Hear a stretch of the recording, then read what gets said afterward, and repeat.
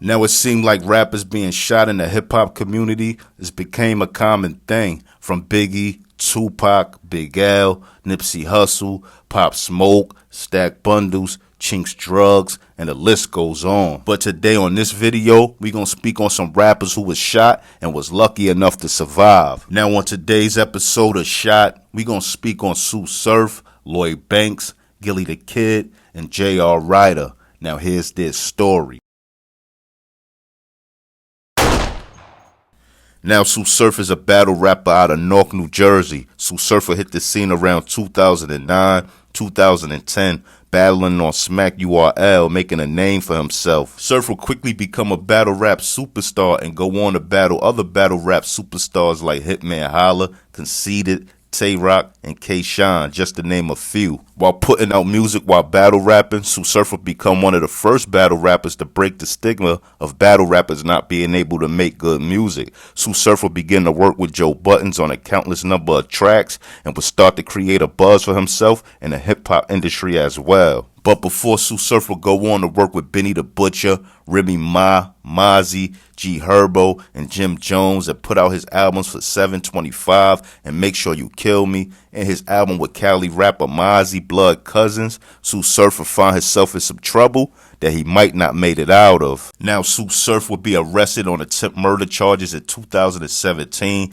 and after beating his charges and being released from prison not too long after, Suge Surf would be shot 5 times in July 2018. Now supposedly Surf would be in the hood of his ops, and when he pulled up to a red light, a car would pull up beside him and begin to open fire. Now according to Suge Surf, after he was struck once in the arm, the shooter would get out his car and walk up to his passenger side, firing more shots, striking him 2 times in the ribs and 2 times in the stomach. Now after Surf was shot, he would jump out his car and begin to pull at other car doors and flag cars down, hoping someone would stop for him and drive him to the hospital. Now eventually Surf would find someone that'd take him to the hospital after basically jumping in that person's car. The guy told Surf he wasn't from around that area, but if he directed him, he'd get him to the hospital. He said, look, I don't know where no hospital is, but if you tell me where you going, I'll take you there. I get out the car, I run to the emergency door, start banging on the door. Now, Suge Surf would survive this shooting, but he's currently in jail on RICO charges that he pled guilty to, and he could face up to 30 years in prison.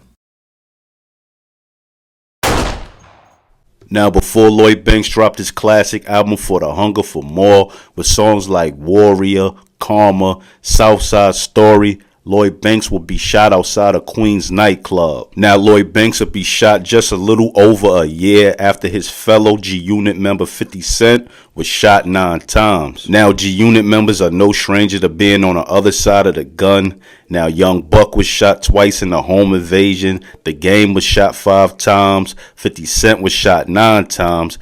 Kid was shot 6 times, and Uncle Murder was even shot in the head. Now, a few of these shootings may be a little exaggerated, but it seems like one of the requirements of being down with G-Unit is getting shot. Now, when Lloyd Banks is asked about being shot, he basically says it was a random act. He got shot in his back and in his stomach on the let out of the club, and he actually ran to his nearest hospital after he was wounded. Now, when Lloyd Banks is asked about being shot, he never makes it clear if he had an altercation with someone in the club and it spilled over until when they got outside the club, or he never makes it clear if he seen someone he had beef with and when they seen him outside, they shot him.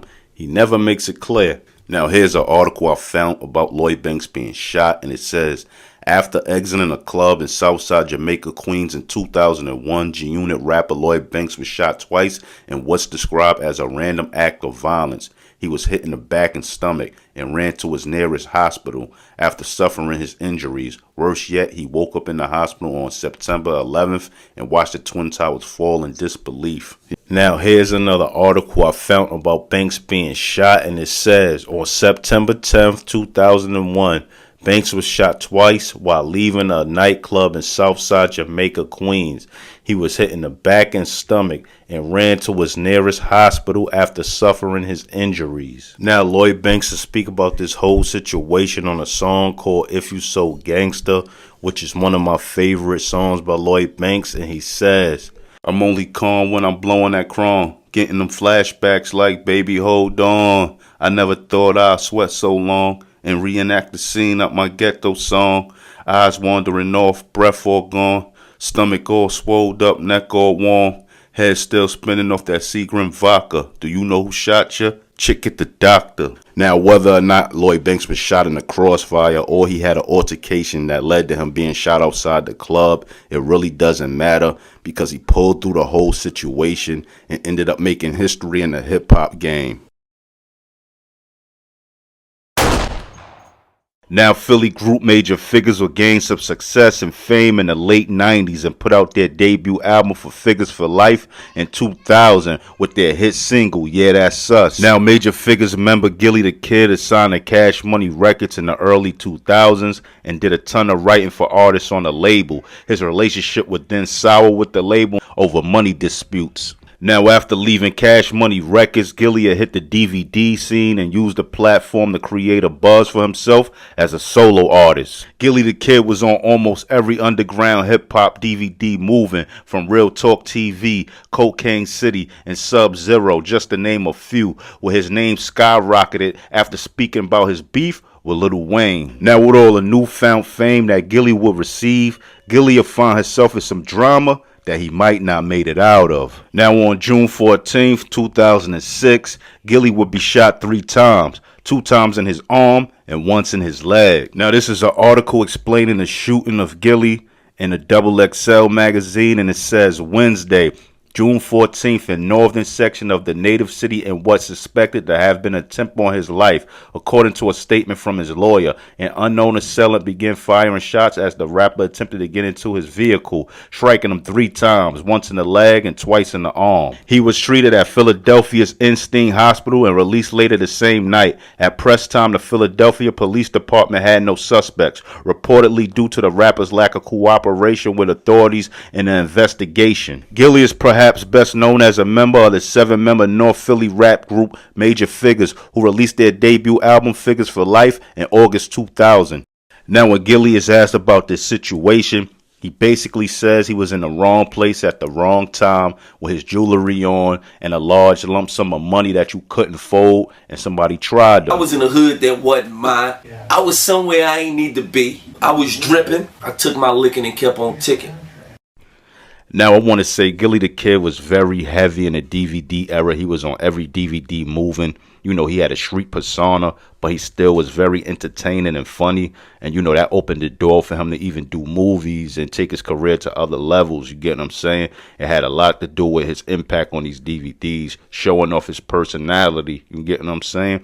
So, thankfully, he made it out of this situation and was able to keep going to this day with $1 million worth of game with Wallow and all that. And, you know, thank God he made it out the situation. Already know, cooling out with my smack DVD. Dipset got my man Don P with me.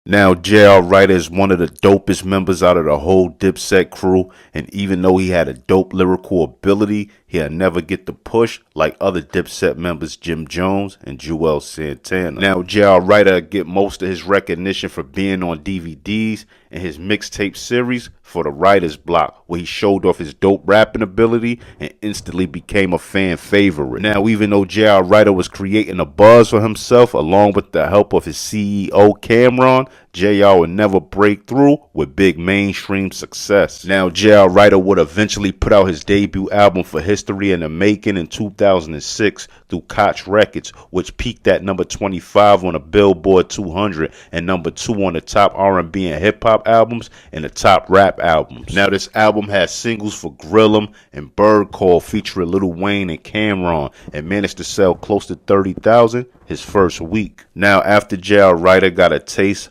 of a little bit of success in the music industry, JR Writer will find himself in some trouble that he might not made it out of. Now, according to JR Writer, he said at the time he was hanging outside of a studio in the Bronx that he's been recording at for the last 2 or 3 months, and he was with about 40 guys that he'd been hanging around that time for the last 2 or 3 months, so he felt comfortable.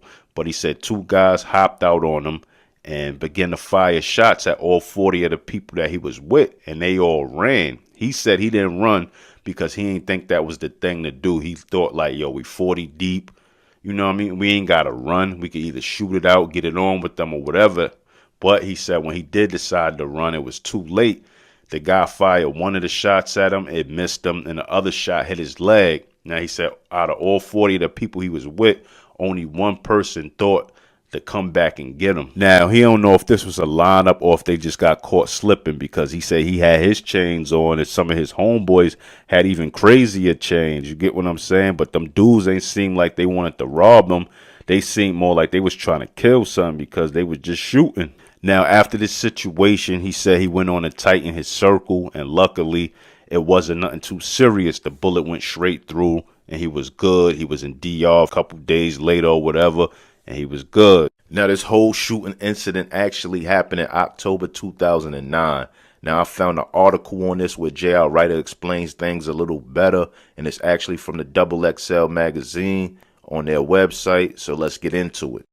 Last Saturday, Harlem rapper JR Writer was attacked and shot by two men outside a studio he had been recording at in the Bronx. JR has now spoken out about the incident and explains what happened that night. He says, "I was in front of the studio I've been recording out for the past 3 months in the Bronx when two bum dudes stepped at me and a couple of my dudes with guns. For what? I still have no idea." Ryder also explains that the men weren't trying to steal anything from him. He says they wasn't trying to rob nothing. They looked more like they was trying to kill something. None of us was strapped. We actually thought we was in a low spot in the BX. On top of that, we were coming there for the past 3 months with no problems, working on my album and new mixtape. When we saw the look in his face and heard him say, "Now what, now what?" it sounded more like a beef than anything else. So we got up out of there, he said. That's when he let off 2 shots our way, which one of the shots hit me and I dropped. He then started shooting at my peoples and running towards them. When I saw that, I was going to play dead, but I said hell no and picked myself up and got across the street to where my dog Platt was running back towards my way. The shooter looks back and see me limping across the street with my dog Platt and start running towards us like he was going to finish me off until I heard police sirens and he ran off. Now, this whole situation definitely could have been a lineup. Just because you with 40 guys don't mean they all care about you. You know, half of the time when you with that many people, it'll be friends of other friends and all that. So if it's 40 guys there, 9 chances out of 10, half of them don't really rock with you like that. 10 of them is probably jealous of you. And the other 10 is just being groupies trying to get something out of you. You get what I'm saying? So when you got a little success, you definitely got to keep your circle tight and watch the people you surround yourself around. But, you know, JR Writer is alive and well. He's still doing his thing. He's still nice on the mic. He still get busy. And luckily, he's still around to be able to talk about the situation. Yo, listen up. I need y'all to stop what y'all doing and go to thefora.com and get that new book by Lakey the Kid through Fora. And while you at it, cop some merch too.